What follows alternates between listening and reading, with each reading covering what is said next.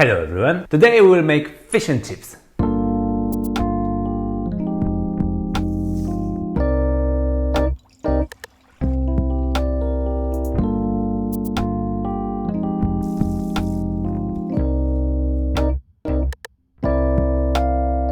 If anyone tried fish and chips, knows how insanely delicious this dish is. But first, question on the beginning and answer at the end of the video. In which years fish and chips reached its peak of popularity in Great Britain? The answer may surprise you. But now let's back to our recipe. Everybody in the world knows that the best butter for fish and chips was created by Heston Bluhmental. It is a famous British chef who has a lot of restaurants, and one of them is famous fat duck. So we will make that butter maybe a little bit differently, and we will make three times cooked chips from two different kinds of potatoes. And we will say which one is better. But first, we will start by putting our fish into the brine. I didn't saw any chef doing, and for me it is crucial to make perfect fish generally. So let's go. Pour 500 grams of water to your pot. Then add 200 grams of salt, 200 grams of sugar and orange peel from 2 oranges. Bring it to a boil, whisking to dissolve everything. Then transfer it to the bowl and pour there another 500 grams of cold water to cool brine quicker. Now we can prepare our fish. Today I have two different kinds, cod and catfish. Cod is without bones, so I portion it and that's it. With catfish I wanted to remove bones with tweezers, but it didn't go well. So I decided to use harder equipment. But that didn't went well, because bones were also breaking. So I decided to cut off the place with bones, carefully, not to waste too much meat. Then I cut skin off and portion it. When I have my fish portioned, it is time for brining. We gently put our fish into the brine and then keep it there for 20 minutes. Okay, this process is a key for me to a perfect fish. It's not only seasoning, what I also find important. For me, the most crucial thing in this step is the texture of the fish. The brine changes in a way that we can achieve this beautiful, flaky, cooked fish. And this is what the fish is about. The beautiful, delicate texture that falls apart with almost no pressure. And this process will increase this effect a lot.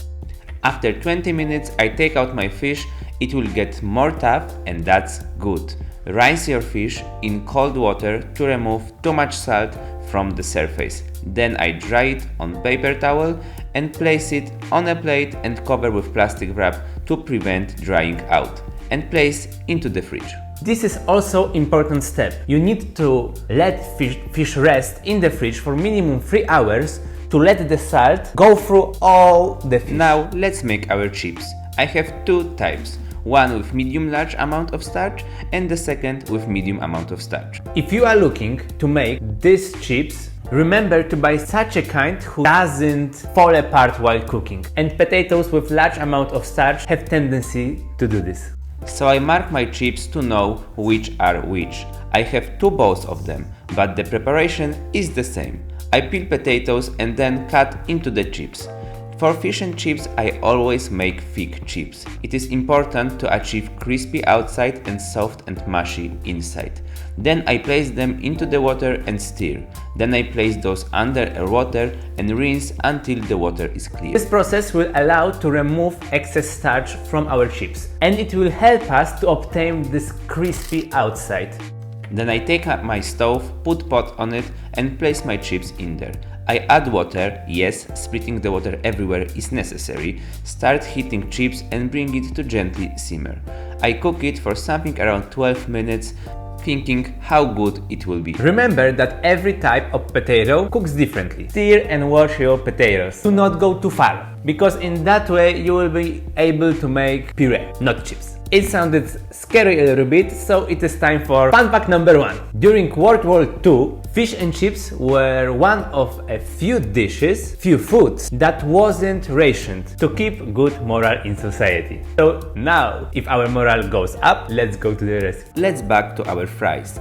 After those are cooked on the outside and a little flexible inside, we can remove them and cool. After it, we can start first frying. we'll be doing it on relatively low temperature, 130 degrees. We want them to dry at outside and cook completely inside. This process should take something around 5 minutes. Then we transfer it on the tray, I check them, how they look, and to be honest, those look perfect. You can see dry surface outside, which will create a very crispy outside, and you will feel that those are very soft inside. Okay, at this moment you have to challenge the hardest task on this episode. And it is to find place in freezer to freeze them. When I manage to do this, I place my baking paper on my whole shelf and place my fries in it. Then to the freezer. Freezing them will allow to make surface of the chips even more drier. More drier, more crispiness. So we've got something around 2 hours, so it is time for fun fact number 2. First fish and chips restaurant was opened in 1960 in London, and it was in business till 1970. So 110 years, it is quite nice result. After we consume this fun fact, we can preheat our oil to 170 degrees to fry our fries and see which one are better. Fry them until those are nice and golden, and first are with more starch. Those are very good, but I think that the interior could be a little more mushy with less starch in it. Let's try the second one, and those are exactly how I like them. Our fries are ready to fry, so now we have to prepare our butter and everything will be ready for frying. And one more tip for a vinegar. Pour the vinegar into the container with the sprayer. It will allow to add acidity to our meal without making our crust softer. For butter, for 2 pieces, I place 20 g of wheat flour, 20 g of potato flour, 1 g of baking soda, pinch of salt, mix everything, then add 30 g of beer from fridge, 30 g of vodka from the freezer. I mix everything and it is done. It is important to keep ingredients for the batter as cold as possible. Then I take out my fish. It looks nice and firm thanks to brining. I put it into the flour and then to my batter. As you can see, is a portion for 2 pieces. You don't want to make this batter ahead, then all the bubbles from beer will escape. Then I preheat my oil to 160 degrees and fry my fish. Don't throw it, just gently take your fish and fry it in oil. This will prevent from sticking to the bottom of pot. After your fish floats up to the surface, take the rest of butter and pour again on the fish. It will help to make a beautiful crust on our fish. After around 4 minutes, my fish is done and I place it on a paper towel.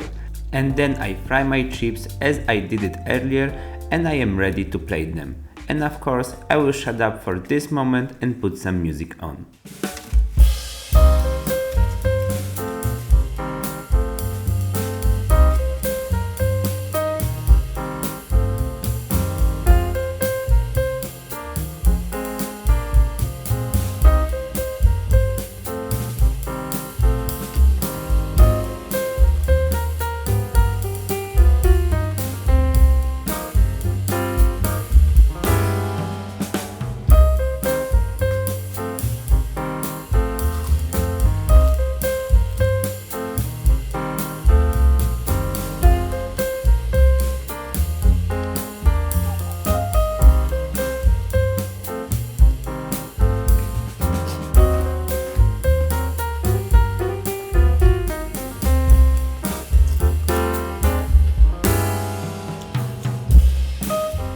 Now the answer for today's question.